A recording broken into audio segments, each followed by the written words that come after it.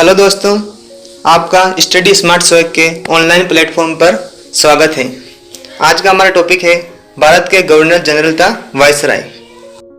1757 से लेकर 1948 तक भारत में बहुत से गवर्नर जनरल था वायसराय रहे हैं, लेकिन हमें सबके बारे में नहीं पढ़ना है। हमें केवल उन्हीं के बारे में पढ़ना है जो एग्जाम की दृष्टि से महत्वपूर्ण है तथा जिनके बारे में बार बार एग्जाम में क्वेश्चन पूछे जाते हैं। सबसे पहले हम पढ़ेंगे कलावी के बारे में।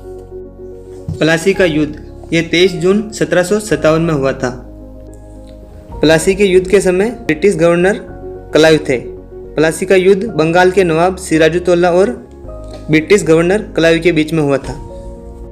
यहाँ से इम्पोर्टेंट क्वेश्चन यह है कि प्लासी वर्तमान में कहाँ स्थित है। प्लासी वर्तमान में भागीरथी नदी के किनारे स्थित है। इलाहाबाद की संधि जो 1765 में हुई थी, यह शाह आलम सेकंड और कलावी के मध्य हुई थी। कलावी ने भारत में द्वैध शासन लागू किया था जो 1765 से लेकर 1772 तक रहा। यह 7 साल तक रहा था और 1772 में वारेन हेस्टिंग्स ने द्वैध शासन को समाप्त कर दिया था। कलावी बंगाल के प्रथम गवर्नर थे।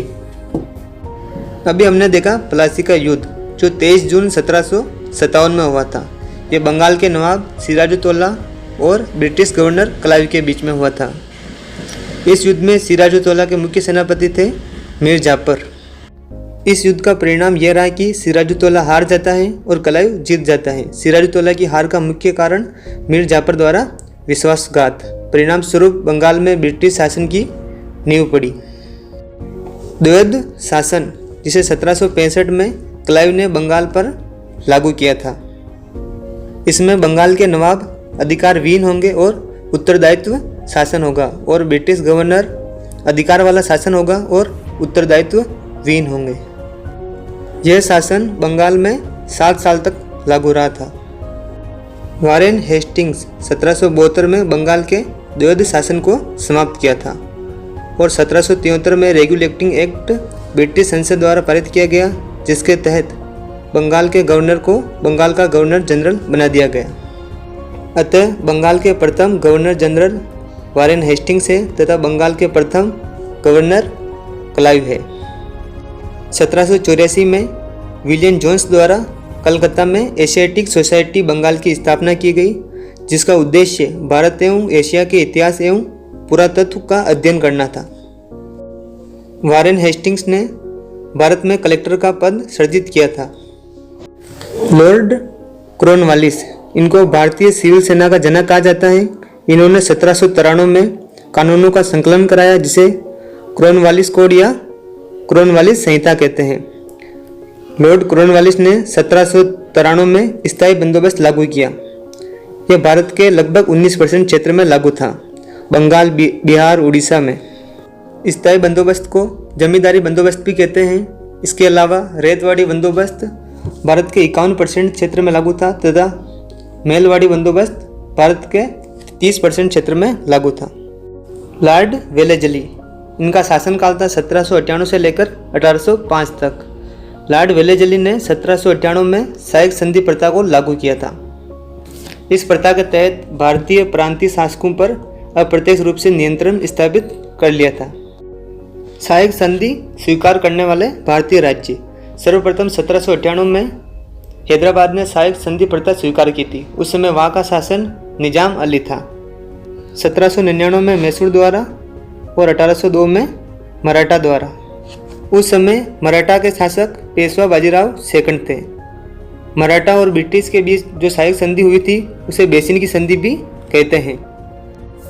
1803 में नागपुर द्वारा सहायक संधि प्रथा स्वीकार की गई।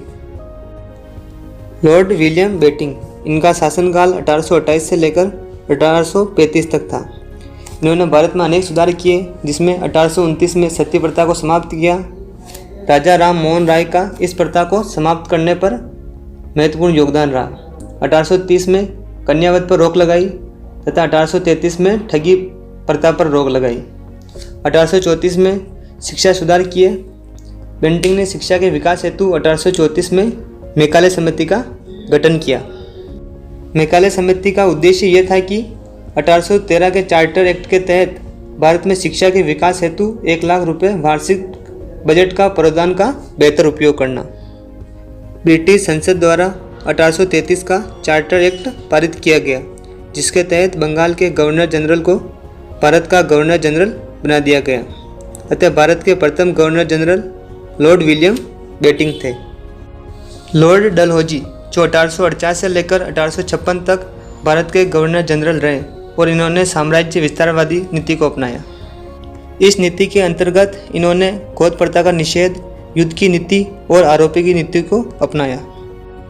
डलहौजी ने भारत में 1852 में तार विभाग का गठन किया तथा 1853 में रेलवे विभाग का गठन किया। भारत में पहली रेलवे लाइन मुंबई से थाने तक चलाई गई थी और दूसरी रेलवे लाइन कोलकाता से रानीगंज चलाई गई थी। डलहौजी ने 1854 में शिक्षा सुधार किए। शिक्षा के सुधार के लिए इन्होंने 1854 में वुड कमेटी का गठन किया। वुड कमेटी ने 1854 में अपना प्रतिवेदन दिया, जिसे वुड डिस्पेंच कहा जाता है।